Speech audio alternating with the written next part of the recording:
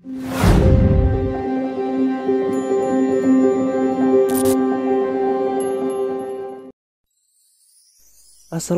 warahmatullahi wabarakatuh.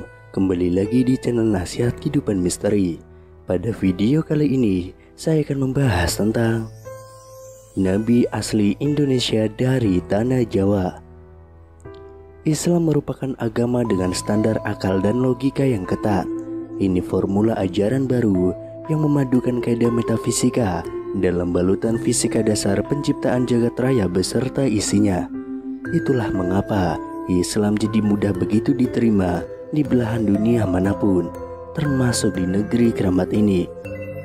Kami akan membatasi kajian dari sisi keramat itu dari sudut pandang arkeologis, sebagaimana temuan Plato dalam Timaeus et Critias, Stephen Oppenheimer dalam Eden and the East, dan Arcio Santos dalam Atlantis, The Last Continent Finally Found.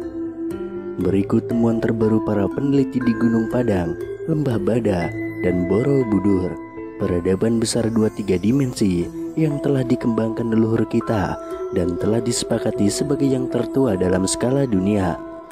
Data faktanya sulit dibantah, autentik. Dari penelitian mereka lah mencuat nama Lemuria, Atlantis, dan Dwi Pantara. Ketiganya mengembangkan ajaran yang sama, yaitu Sundayana atau pemujaan matahari. Percaya atau tidak, sampai hari ini kita masih menjalankan laku itu tanpa kesadaran yang utuh. Supaya kita tidak kehabisan energi mengulas riwayat sepanjang 70.000 tahun ke belakang sana, cukup kami sodorkan nukilan dari sebuah naskah Layang Joyoboyo atau Layang Noto berdasarkan manuskrip yang dikumpulkan oleh Raden Mas J.R. Basuki dan Michael Swart, yang disusun dan diahli bahasakan oleh Pangeran Bendoro Susetyo dan Setyo Hajar Dewantoro. Ini merupakan bagian dari manuskrip kuno Gunung Klotok yang berisi wahyu Tuhan yang ditangkap oleh Josono yang turun pertama kali pada 4336 sebelum Masehi. Angka tarikh itu saja jauh lebih dulu 2000 tahun dari kelahiran Ibrahim alaihissalam di Ur Kasdim pada 2510 sebelum Masehi atau Irak sekarang. Sebagai patriark agama Samawi, perannya tidak diragukan lagi.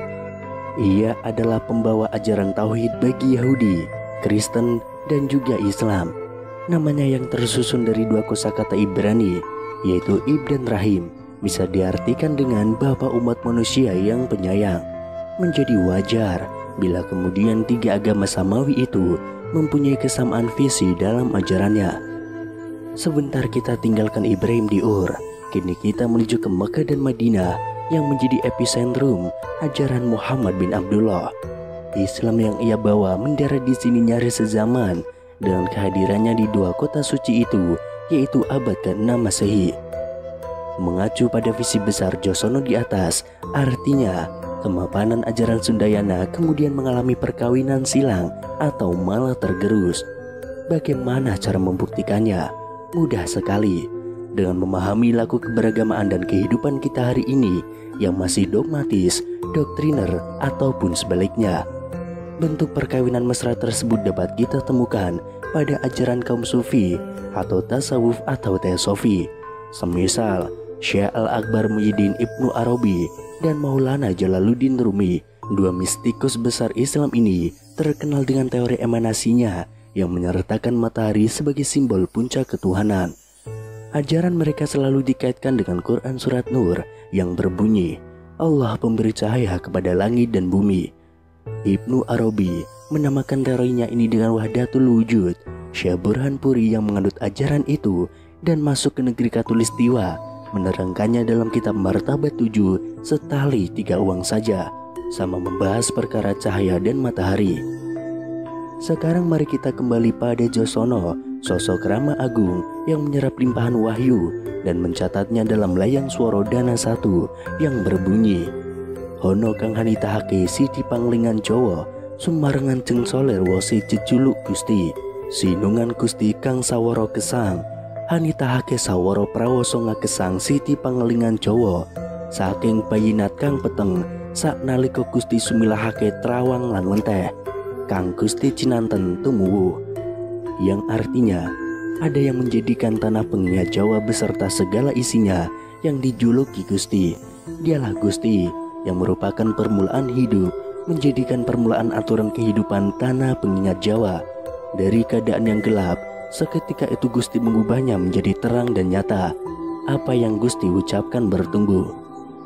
Jawa yang dimaksud dalam teks itu jelas bukan sekedar suku atau pulau dalam terminologi kita sekarang ini. Jika kita memahaminya berdasarkan pendekatan sastra Jin Rahayu Ningrat Pangeruating Diu atau ajaran keindahan semesta untuk merawat keanggaraan diri, maka Jawa bisa dimaknai sebagai laku hurip nan suwung, kosong dari segala yang bukan dia. Jadi tanah Jawa adalah tempat terbaik bagi manusia untuk mengolah dirinya bersama Sang Yang Tunggal. Nukilan dari wahyu di atas berkenaan dengan semesta raya dan isinya. Ada juga yang bertalian dengan manusia dan peri kehidupannya dalam layang Joyoboyo. Supaya sira warang Jawa bisa pimaneh pengertian marang tumitah Jawa, uga tumitah liyane ing karo sukiye. Supaya sakabehing tumita bisa jumbuh marang Gusti.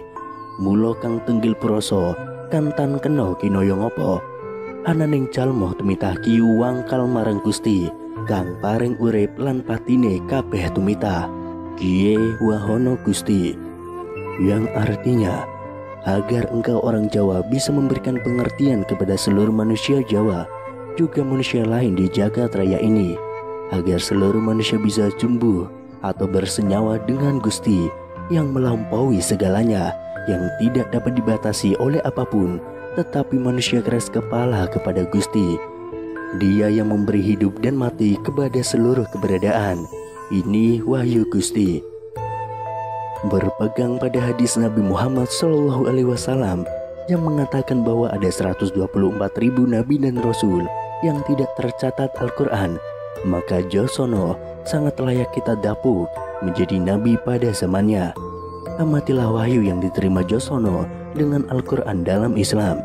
Sejatinya sama belaka, membicarakan tentang perintah bagi manusia agar menjadi wakil Tuhan di bumi, sebagai penyebar rahmat bagi jagat alit, jagat gede, dan maha jagat.